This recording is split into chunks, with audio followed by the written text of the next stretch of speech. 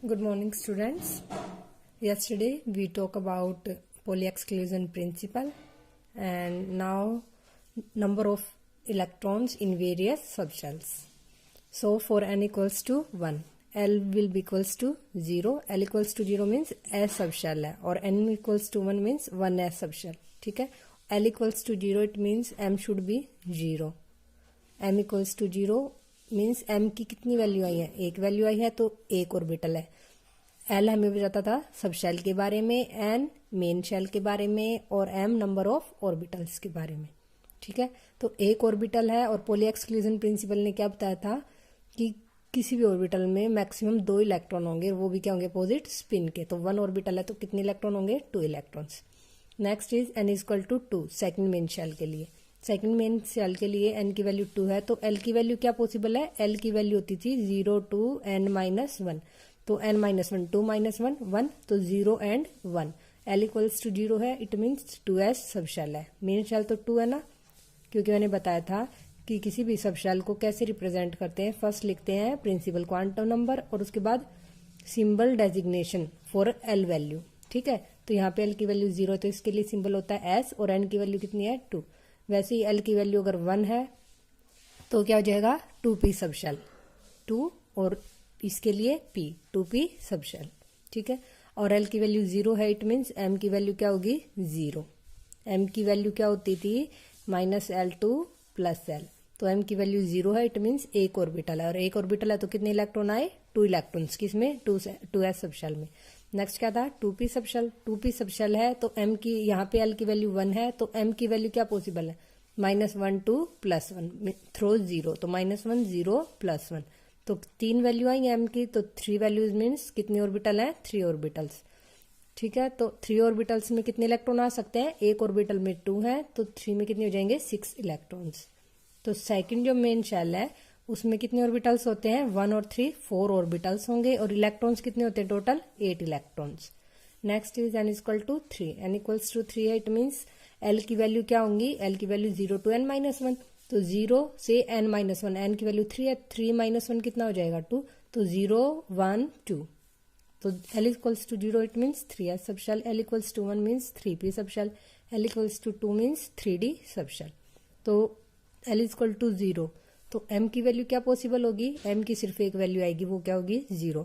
तो 3s sub shell क्या होगा 1 ऑर्बिटल. हमने पहले भी बताया था कि जो इतने भी s ऑर्बिटल होते हैं 1s 2s 3s 4s 5s और जितने भी हैं सभी के लिए क्या होता है, वो क्या होता है सिंगली डिजनरेट एक ऑर्बिटल होता है. क्योंकि s के लिए l की वैल्यू 0 है तो m की वैल्यू क्या आएंगी 0. तो कितनी वैल्यू आई थी, एक वैल्यू आती है, इसलिए क्या होता है एक ऑर्बिटल.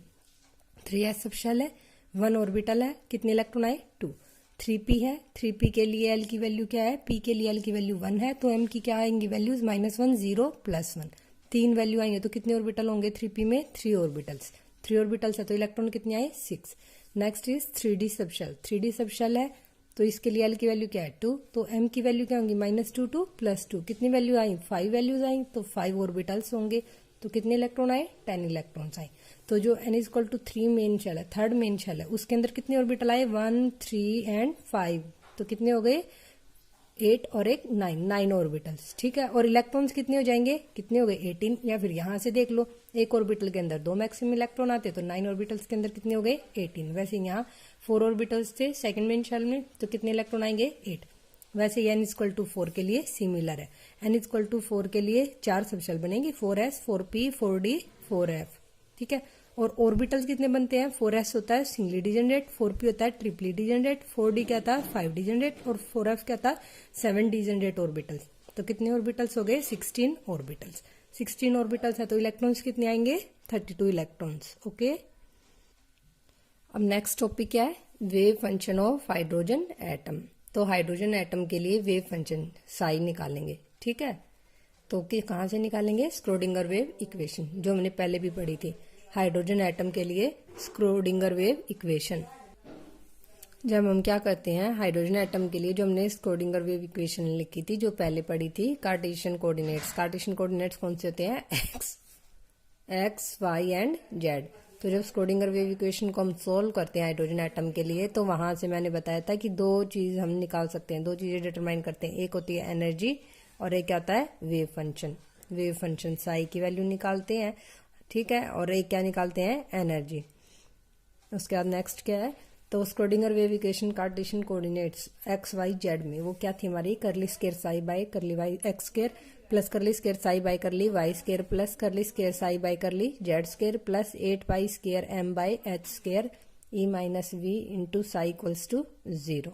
ठीक है, एक्स वाई जेड हमारे क्या थे, एक्स वाई जेड क्या थे कार्टेशियन कोऑर्डिनेट्स। साई क्या था वेव फंक्शन, एम क्या था मास था, और एच क्या था प्लैंक्स कांस्टेंट, ई एनर्जी था, वी क्या था पोटेंशियल था। ठीक है, तो जो ये इक्वेशन थी इसको सोल्व करना क्या था डिफिकल्ट था, डिफिकल्ट टू सोल्व। तो इसको सोल्व करने के, क्योंकि इसको सोल्व करके हम स्क्रोडिंगर वेव इक्वेशन जो ये वाली है इसे सोल्व करके हम क्या निकालते हैं, एक तो वेव फंक्शन की वैल्यू, ठीक है, ये इसके सोल्यूशन है। जैसे हम एक्स और वाई में कोई इक्वेशन लेते थे इक्वल्स टू दिस है and X plus Y equals to this है, दो इक्वेशन हो गई, तो इनको सोल्व करते थे, यहाँ से एक्स निकालते हैं और क्या निकालते हैं वाई निकालते हैं। तो इसमें भी जब हम इस इक्वेशन को सोल्व करते हैं तो यहाँ से किसकी वैल्यू निकलती है, एक एनर्जी की वैल्यू आती है और एक किसकी आती है वेव फंक्शन की वैल्यू। और वेव फंक्शन साई क्या बताता था, life style of electron around the nucleus, nucleus के अराउंड जो इलेक्ट्रॉन हमारा एग्जिस्ट करता है वो किस लाइफ स्टाइल से रहता है, मीन्स उसकी एग्जिस्टेंस के बारे में। और ई क्या थी जो उसकी एनर्जी एसोसिएटेड होती थी डिफरेंट वेव फंक्शन से। ठीक है, उसके बाद this equation is difficult to solve, so this equation is changed into polar coordinate, these cartesian coordinates x y z इसको किस में कन्वर्ट किया, पोलर कोऑर्डिनेट्स। कौन से होते हैं, r थीटा फाई। एक रिलेशन होता है जिससे हम दोनों को रिलेट कर सकते हैं, मीन्स x को हम r थीटा फाई की टर्म में इस फॉर्म में रख सकते हैं। ठीक है, ये x है, ये y है, ये z है, तो x की जगह क्या पुट करेंगे, x की वैल्यू होती है पोलर कोऑर्डिनेट्स में r sine theta cos phi, y क्या होता है r sine theta sine phi, ठीक है, और z क्या होता है r कोस थीटा। अब इनको x y z को रिप्लेस कर देंगे इन टर्म से, फिर इसको सोल्व करते हैं। ठीक है, उसके बाद जो हमारी इक्वेशन आती है किस में आएगी, Schrödinger wave equation in polar coordinates. Polar coordinates कौन से हैं, r थीटा फाई। ठीक है, तो वो जो इक्वेशन आती है, ये कैलकुलेशन हमारे सिलेबस में नहीं है, बस रफली एस्टिमेट पता होना चाहिए कि क्या प्रोसीजर है। ठीक है, तो 1 by R square curly by curly R, ये क्या है करली, डिफरेंशिएशन होता है partial differentiation curly. 1 by R square curly by curly R into में किसका डिफरेंशिएशन कर रहे हैं आर के रिस्पेक्ट में, इंटू में are square curly psi by curly R, ये एक वैल्यू है। ठीक है, जो भी है इसका हम डिफरेंशिएशन करेंगे किसके रिस्पेक्ट में, आर के रिस्पेक्ट में, और इंटू में मल्टीप्लाई किया 1 बाय आर स्क्वायर। तो Schrodinger wave equation polar coordinates में क्या जाएगी, 1 by R square curly by curly R square curly psi by curly R plus में 1 by R square sine theta curly by curly theta into sine theta curly psi by curly theta. देखो ये वाली जो equation थी इसमें क्या था, double derivative था, एक्स का भी वाई का भी जेड का भी। तो ये पोलर में आर थीटा फाई, तो यहाँ पे डबल डेरिवेटिव किसका होगा, आर का, थीटा का और फाई का। तो जब आर का डबल डेरिवेटिव करेंगे तो एक तो बाहर है और एक क्या है अंदर, तो क्या हो जाएगा ये डबल डेरिवेटिव। तो सभी में क्या होगा, एक वेरिएबल बाहर होगा, एक क्या होगा अंदर, डबल डेरिवेटिव। ठीक है, तो 1 by R square sine theta curly by curly theta sine theta curly psi by curly theta plus में 1 by R square sine square theta. अब की बार किसके रिस्पेक्ट में होगा डबल डेरिवेटिव, फाई के में, एक में आर का डबल डेरिवेटिव, एक में थीटा का डबल डेरिवेटिव और एक में किसका हो जाएगा फाई का, प्लस में 8 pi square mu by H square E minus V psi equals to 0, where mu is, यहाँ पे क्या था मास था। ठीक है, और यहाँ पे भी ये क्या है मास, बट ये मास कौन सा है, रिड्यूस्ड मास। ठीक है, रिड्यूस्ड मास क्या होता है, इसको म्यू से रिप्रेजेंट करते हैं, जो किसके इक्वल होता है m1 m2 divided by m1 plus m2। m1 क्या होता है मास ऑफ इलेक्ट्रॉन, m2 क्या होता है मास ऑफ न्यूक्लियस। ठीक है, इन दोनों का मास को जब हम कंसीडर करते हैं तो जो दोनों का मास होता है उसको किससे बताते हैं, ज्वाइन करके रिड्यूस्ड मास से, जिसका फॉर्मूला क्या है m1 m2 divided by m1 plus m2। अब जो ये इक्वेशन है, अब इसको सोल्व करना है क्या है इजी, तभी तो इस कार्टेशियन वाली को किस में चेंज किया था, पोलर में। तो इसको कैसे सोल्व करते हैं, इसको सोल्व करते हैं by variable separation method. Variable separation method में क्या होता है, इसमें 3 वेरिएबल्स थे, एक आर था, एक थीटा था, एक फाई। तो इस इक्वेशन को सोल्व करते हैं, ऐसे सोल्व होगी कि हमें 3 इक्वेशन मिल जाएंगी। एक इक्वेशन आर में मिलेगी, एक मिलेगी थीटा में और एक इसमें मिलेगी फाई में। तो हमने वेरिएबल्स को सेपरेट कर लिया, ठीक है। तो इसमें वेरिएबल सेपरेशन से करेंगे, 3 वेरिएबल जो वेरिएबल्स हैं आर थीटा फाई वो क्या हो जाएंगे हमारे सेपरेट हो जाएंगे। जब आर वाली इक्वेशन को सोल्व करेंगे तो वहां से जो वेव फंक्शन की वैल्यू मिलेगी, ठीक है, उसको बोला साई आर, ठीक है। और क्या बोला, और क्या कह सकते हैं, इसको कैसे रिप्रेजेंट कर सकते हैं, capital R into small R, ठीक है। या फिर कैसे लिखेंगे, साई इंटू में स्मॉल आर, कोई भी रिप्रेजेंटेशन आप यूज कर सकते हो, ठीक है। तो फर्स्ट वाली आर वाली इक्वेशन को सोल्व किया, क्योंकि ये इक्वेशन है इसमें हमें किसकी वैल्यू निकालनी है, एनर्जी की और साई की। तो इसको जब हम सोल्व करने के लिए वेरिएबल सेपरेशन से 3 इक्वेशन बनाएंगे तो तीनों इक्वेशन से हमें क्या मिलेगी, साई की वैल्यू। एक में साई की वैल्यू आर के ऊपर डिपेंड करेगी, ठीक है, किसका फंक्शन होगी, आर का। एक में किसका फंक्शन होगी, थीटा का, और एक में किसका फंक्शन होगी, फाई का। तो इसे बोला साई आर, एक को नेक्स्ट को बोला साई थीटा और फाई वाली को बोला साई फाई। या फिर capital R into small R, means ये क्या है हमारा रेडियल वेव फंक्शन होता है, आगे डिस्कस करेंगे इसे। आर इंटू स्मॉल आर, ये इसके रिप्रेजेंटेशन इस टाइप से है, ये सर्कल बना के इसके अंदर एक एच बना दो इस टाइप से, या फिर रिवर्टेड आई बना दो, ठीक है, ये एच मान लो या आई, और इसके अंदर क्या कर देंगे थीटा। ये थीटा का वेव फंक्शन है। स्मॉल आर का वेव फंक्शन साई ना बता लिख के हमने, जैसे यहाँ साई लिख दिया, या फिर क्या लिख सकते हैं, स्मॉल आर का वेव फंक्शन हमने कैपिटल आर रख दिया। आर क्या है, वेव फंक्शन है, जो किसका फंक्शन है, स्मॉल आर का। वैसे ही थीटा किसका फंक्शन है, थीटा का जो एक्सप्रेशन होगा, जो फंक्शन होगा साई को थीटा का ना लिख के ये इसको साई को किससे रिप्रेजेंट कर दिया, सर्कल के अंदर स्मॉल एच से, ठीक है। वैसे ही थर्ड क्या थी, फाई वाली इक्वेशन थी, तो यहां से जो सोल्यूशन आएगा वो क्या आएगा, साई फाई। तो साई फाई के लिए जो फंक्शन है साई ना लिख के उसको कैसे लिख दिया, फाई बना के एक कट ऊपर एक नीचे, आई मीन्स आई बड़ा बना दिया इसके ऊपर, ठीक है। तो जब इस इक्वेशन को सोल्व करते हैं इन इक्वेशंस को, तो हमने बताया था कि जो 4 क्वांटम नंबर पढ़े थे, N L M and S. तो 3 क्वांटम नंबर्स कहाँ से आए थे, solution of Schrodinger wave equation से। और फोर्थ कहाँ से आता, पॉली एक्सक्लूजन प्रिंसिपल से, to explain the spin of electron, ये बात थी। तो ये कहाँ से आई है, कहाँ से बताई है मैंने, स्क्रोडिंगर वेव इक्वेशन। तो यहाँ पता चलेगा कि ये कैसे है। तो जब इस इक्वेशन को सोल्व करते हैं तो 2 कांस्टेंट की रिक्वायरमेंट होती है, तभी ये इक्वेशन क्या होगी, सोल्व होगी, और हमें किसकी वैल्यू मिलेगी, साई आर की, रेडियल वेव फंक्शन की, ठीक है, जो किसके ऊपर डिपेंड करता है, आर के ऊपर, स्मॉल आर के ऊपर, ठीक है। किसका फंक्शन होता है, स्मॉल आर का। तो वो जो 2 कांस्टेंट रिक्वायर्ड होते हैं आर की इक्वेशन के लिए, वो कौन से होते हैं, एन एंड एल, ठीक है। तो इसको क्या लिख सकते हैं, साई जो वेव फंक्शन है सोल्व करने के बाद, जो किसका फंक्शन है, स्मॉल आर का, और किसके ऊपर डिपेंड कर रहा है, 2 कांस्टेंट पे, एन एंड एल। वैसे ही जब थीटा वाली इक्वेशन को सोल्व करते हैं तो जो 2 कांस्टेंट की रिक्वायरमेंट पड़ी वो कौन सी मिली, L and M, L and M, ठीक है। तो ये क्या हो जाएगा, फाई जो किसका फंक्शन है, थीटा का, और डिपेंड करता है किसके ऊपर, एल एंड एम। वैसे ही फाई वाला किसके ऊपर डिपेंड कर रहा था, सिर्फ एम के ऊपर। तो फाई जो वाली इक्वेशन का जो सोल्यूशन किया वहां से साई जो निकाला, या फिर ये रिप्रेजेंटेशन भी बोल सकते हैं, ठीक है। ये किसका फंक्शन है, फाई का, और किसके ऊपर डिपेंड कर रहा है, सिर्फ एम के ऊपर।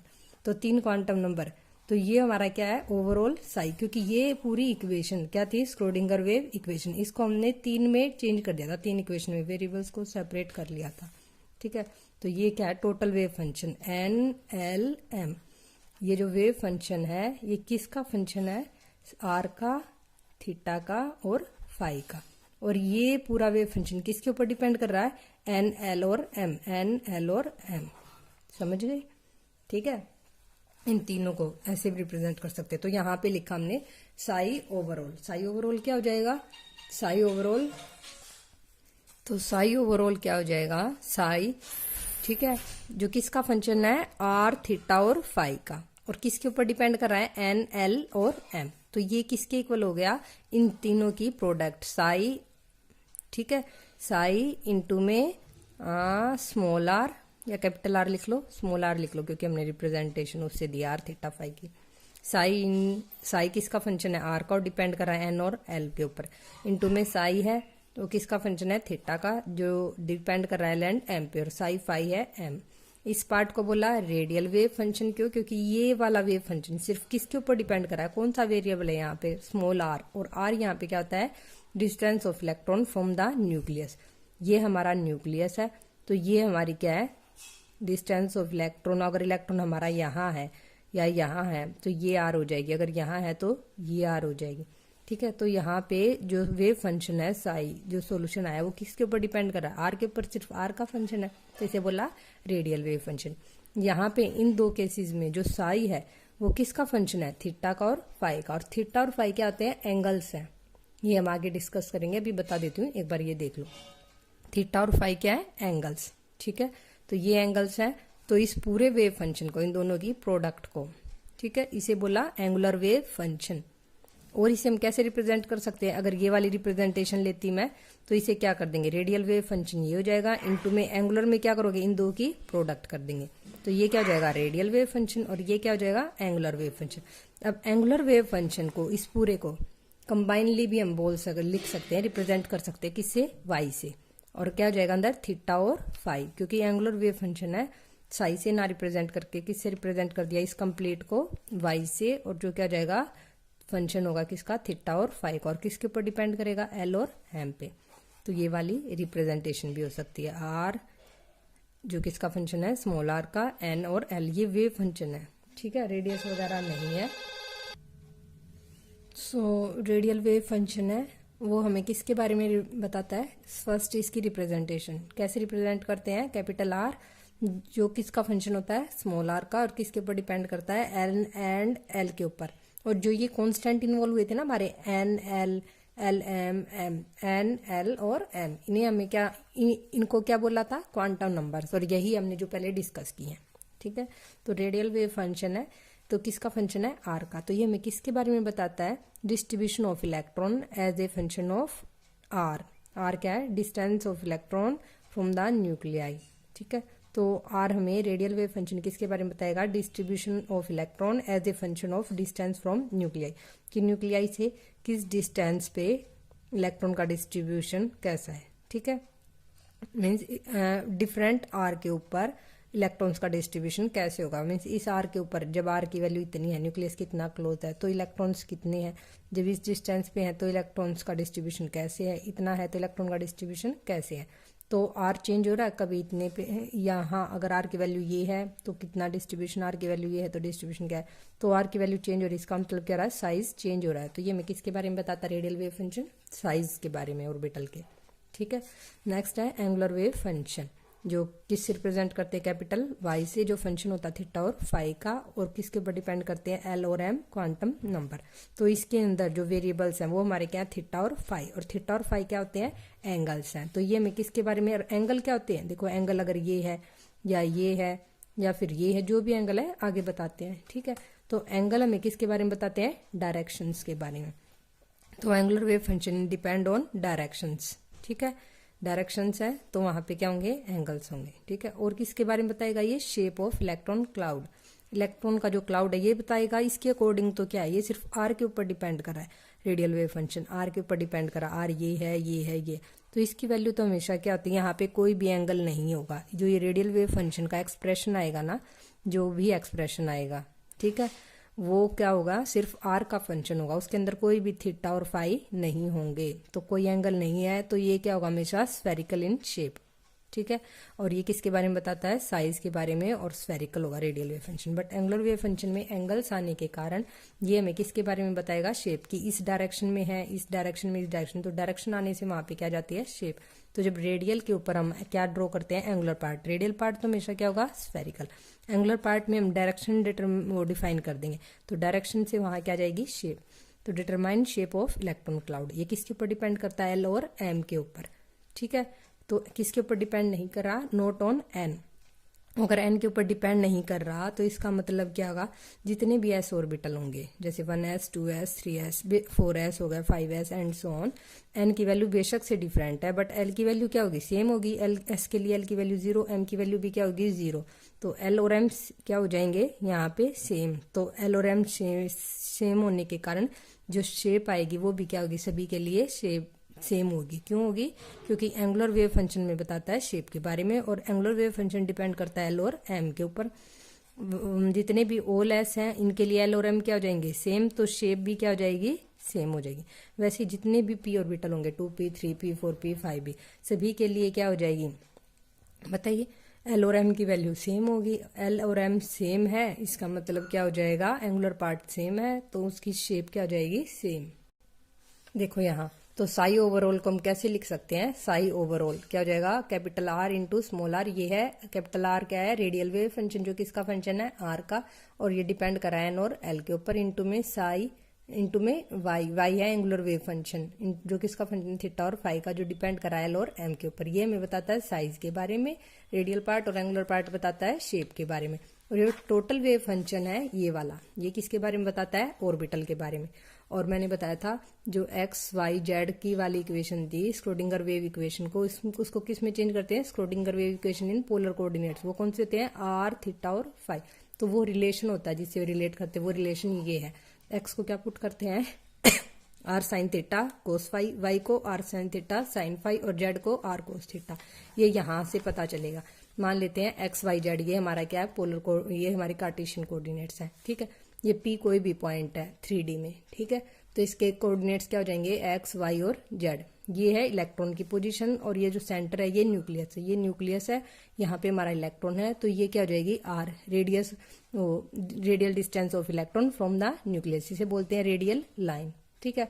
अब क्या करेंगे? आर ये है, थीटा क्या होगा? इस रेडियल लाइन ने जो जेड एक्सिस के साथ एंगल बनाया, इसे बोलते हैं थीटा। अब इस वाले का, इस लाइन का, रेडियल लाइन का हम एक्स वाई प्लेन में क्या करेंगे? प्लेनर प्रोजेक्शन ड्रॉ करेंगे। ऊपर से एक लाइन ड्रॉ की, जो भी पॉइंट आया इस पॉइंट को उसे मिला दो, तो ये क्या हो गया? इस रेडियल लाइन का planar projection in X Y plane.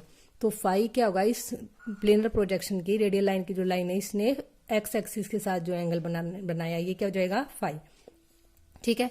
फिर यहाँ से यहाँ पे परपेंडिकुलर ड्रॉ किया, पी पॉइंट से एक जेड एक्सिस पे परपेंडिकुलर, एक जो ये प्लेनर प्रोजेक्शन का मान लो ये पी डैश आया पॉइंट, इसे एक्स पे के ऊपर भी परपेंडिकुलर, और एक वाई के ऊपर परपेंडिकुलर। तो यहाँ से जब आर है, आर की वैल्यू जो हमने एक्स की वैल्यू जो निकाली, एक्स मीन्स दिस, ठीक है। ये वैल्यू क्या जाएगी? एक्स।